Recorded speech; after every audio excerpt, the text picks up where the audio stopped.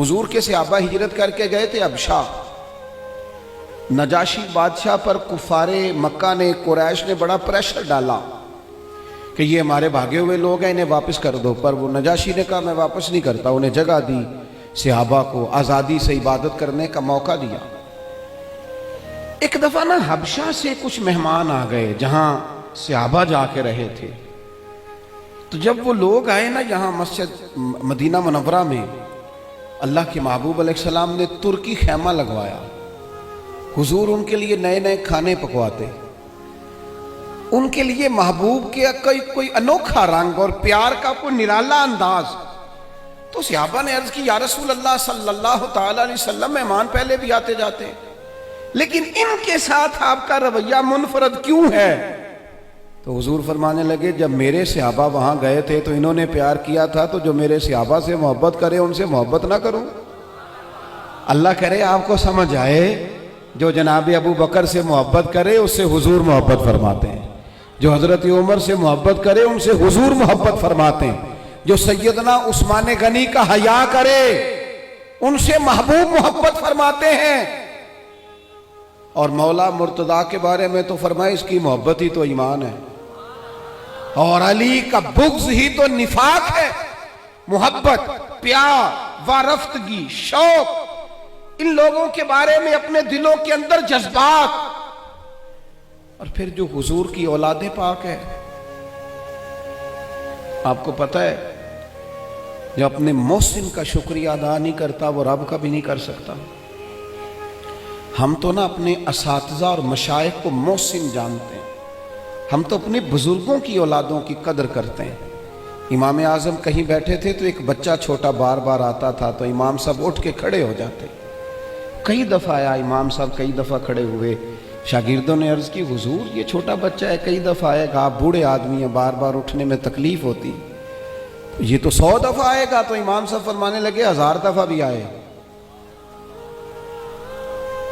میں کھڑا رہوں گا اس کے استقبال کو. حضور کیوں، کون ہے بتا ہی دے. تو امام اعظم رو پڑے، فرمانے لگے میرے استاد کا پوتا ہے یہ، اصلاں نال جے نیکی کریے وہ نسلاں تاک نہیں بھول دے. اصلاں نال جے نیکی کریے وہ نسلاں تاک نہیں بھول دے، تے بے اصلاں نال نیکی کریے تے پھل کنڈیاں نال تول دے.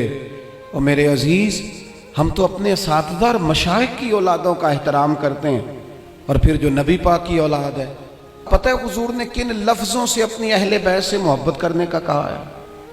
کن لفظوں سے؟ حضور فرمانے لگے اللہ سے محبت کرو تو میں رزق دیتا ہے، اور مجھ سے محبت کرو میں اللہ کا رسول ہوں. اور فرمایا میری اہل البیت سے محبت کرو چونکہ میری اولاد ہے، اور میری طرف دیکھ کے ان سے پیار کرو. حضور کی اولاد کے بارے میں جذبات، وارفتگی. میرا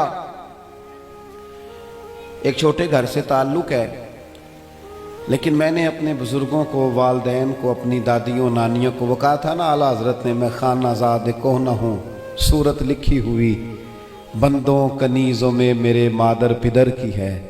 فاضل بریلوی کہتے ہیں یا رسول اللہ ہم تو خاندانی غلام ہیں آپ کے گھر کے، اور آپ کے گھر میں جو رجسٹر ہے نا اس میں ہماری صورتیں موجود ہیں.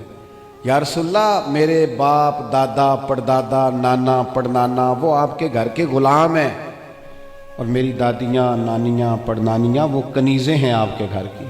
خانہ زاد کوہ نہ ہوں، صورت لکھی ہوئی بندوں کنیزوں میں میرے مادر پدر کی. ہماری تو صورتیں لکھی ہیں کہ ہم خاندانی غلام ہیں، خاندانی طور پر نوکر ہیں آپ کے دروازے کے. ہم نے یہ دیکھا کہ پرانے لوگ جن کے مکان کچے تھے ان کے عقیدے بڑے پکے تھے، بڑے پختہ نظریات. یہ محرم شریف سے پہلے بڑی عید آتی ہے تو والد صاحب چاول لائے گھر میں، تو وہ چاول بڑے اچھے پکے. تو آپ کو پتہ ہے یہ گھر میں جو سامان آتا ہے یہ عورتیں پاس کرتی ہیں کہ صحیح آیا کہ نہیں آیا. تو وہ چاول پکائے تو اماں جی کہنے لگی یہ چاول جو آپ اب کے لائے ہیں یہ بڑے اچھے ہیں، خوشبو بھی بڑی اچھی ہے، پکنے میں بھی بڑے اچھے ہیں، بڑے عالی شان ہیں، یہ بڑے ٹھیک ہیں چاول. کہا چلو ٹھیک ہے، اگر یہ پاس ہو گئے. تو وہ دو تین توڑے چاولوں کے آ گئے. کچھ دنوں کے بعد گھر میں دوبارہ چاول پکے تو ابا جی کہنے لگے وہ چاول کتنے نہیں جڑے میں ادن آندے سن. जिन्हां दियां बड़ियां तारीफां हो रही सन, सादे लोग, कम पढ़े लिखे, लेकिन वारफ्तगी, शौक और अकीदतें इतनी अनोखी। वालदा साहबा कहने लगी वो चौल बड़े स्वादी सन, मैं रख छड़े ने, 10 मुहर्रम नूं इमाम हुसैन दी न्याज पकावांगे। ऐसा नहीं है कि वो चलो जो चीज़ भी मिल गई, हुजूर की औलाद पाक के नाम पे कुछ देना है ना, तो कहा जो ज़्यादा अच्छे हैं ना, जो ज़्यादा सही पके थे, ये नहीं फरमाया वो मेरे बच्चे खाएंगे उनको देने हैं, फरमाया नहीं वो हुजूर की औलाद पाक के नाम पर इसाले सवाब के लिए पकाए।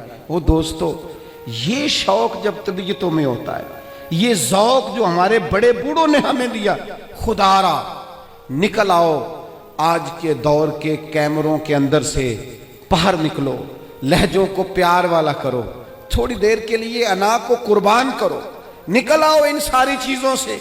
वो जो खुद से अपने अपने प्रोटोकॉल बना ली हैं उनसे बाहर आओ, लहजा मोहब्बत वाला, बोलना मोहब्बत वाला, आना जाना मोहब्बत वाला, कोई किसी पर हमारा वजूद बोझ ना बने, हम कभी किसी को तकलीफ ना दें, हमारे अंदाज से कभी कोई लोग, बड़ा खतरनाक होता है वो बंदा जो किसी को इतना सताए कि वो आदमी कहे यार तूने बड़ी तकलीफ दी है, मैं तेरा कुछ नहीं कर सकता, मैं रब की बारगाह में तेरी शिकायत करूंगा। ये बड़ा खतरनाक मसला होता है। हम बाज़ों का समझते हैं सामने वाले ने नजर झुकाई, बोल नहीं सका, वो तेरी नफरत का शिकार तो हुआ है, पर याद रखना जब मजलूम की आह निकलती है तो आसमान के दरवाजे सारे खुल जाते हैं। नफरतों को फरोग ना दो। और फिर एक तो खुद लहजा नहीं होता प्यार का, एक दूसरों को भी जब भी सबक पढ़ाते हैं ना, नफरत का ही पढ़ाते हैं बाज लोग, इल्ला माशा, कोताहियां बयान करते हैं। ये जो मियाँ बीवी के दरमियान लड़ाई डालते हैं, उन लोगों को पता है कि वो तो बात करके छोटा सा जुमला कह के रुखसत हो गए और उन्होंने 24 घंटे इकट्ठे रहना था, उनकी जिंदगी को दोज़ख बना दिया। ये जो भाइयों के दरमियान लड़ाई पैदा करते हैं, लड़ाई, इनको पता है कि तू 2 जुमले कह के भाई के खिलाफ तू रुखसत हो गया और पीछे उन लोगों ने इकट्ठे रहना था, तकलीफ आ गई। मैं एक फैक्ट्री में एक दफा मौजूद था, मेरे एक दोस्त हैं उस फैक्ट्री के ऑनर, तो उनके जो ज्यादा बेहतरीन कारीगर था उसके बारे में एक आदमी कानों में बात कर रहा था और करते करते आखिर में कहने लगा अभी मुझे तहकीक नहीं पूरी, मुझे शक हुआ है, मैं आपको बता रहा हूँ, पूरी तहकीक करके बाद में बताऊंगा। तो वो जब जाने लगा तो मैंने उससे कहा, मैंने कहा तू पूरी तहकीक भावें नाम ही कर, जेड़ी आग तू लाई है ठीक ठाक लग गई है, ये वो बेचारा काम कर रहा है, ये उससे काम ले रहा है, इनका निज़ाम ठीक चल रहा है, तू सिर्फ इस मालिक के सामने गुड बुक में आने के लिए बाकियों का नुकसान कर रहा है, थोड़े से नफे के लिए आग लगा रहा है माहौल के अंदर, अपनी जाती कुर्बत बढ़ाने के लिए नफरतों को फरोग दे रहा है। कभी ये काम ना करें, ये काम हमेशा कमजोर लोग करते हैं, ये काम नीच लोग करते हैं, अपने थोड़े से नफे के लिए माहौल के अंदर खराबी पैदा करते हैं। खुदारा फरोगे मोहब्बत, बुखारी शरीफ में हदीस है, पर ये इन हदीस का जरा अंदाज तो देखें कितना अनोखा है। हजरत अनस बिन मालिक रदी अल्लाह ताला अन्हु फरमाते हैं, एक शख्स ने आके हुजूर से पूछा क़यामत कब आएगी? करीम फरमाने लगे तो अपनी तैयारी बता क़यामत के लिए, उसकी तैयारी सुनो, तैयारी सुनो, सारी उम्र की कमाई सुनो, तेरी तैयारी क्या है? कहने लगा हुजूर ना ज्यादा नफली नमाजें पढ़ी हैं, ना ज्यादा नफली रोजे रखे।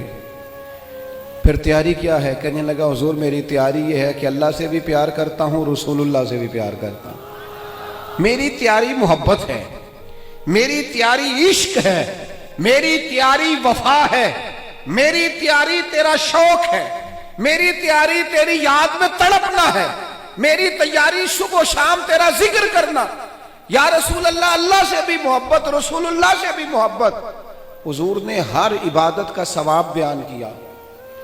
इसने जब मोहब्बत की बात की तो यहां वाला क्या सवाब बयान किया? तेरी तैयारी की है क्या है आखिरत के लिए? उसने कहा अल्लाह रसूल से मोहब्बत करता हूं। तो हुजूर फरमाने लगे सुन, फिर कयामत में हर बंदा उसी के साथ होगा जिससे वो मोहब्बत करता है, यानी इबादत पर सवाब मिलेगा और मोहब्बत रसूल पर रब रसूल का कुर्ब नसीब होगा, कुर्ब मुस्तफा मिलेगा मोहब्बत पर। ये बुखारी है।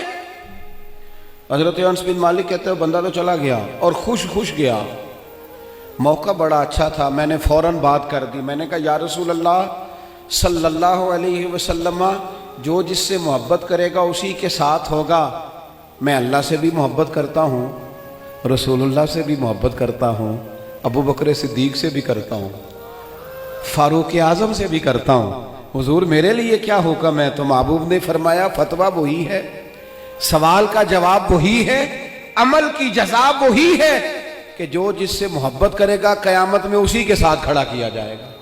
اگر تو ان سب سے محبت کرتا ہے تو ان کے ساتھ کھڑا کیا جائے۔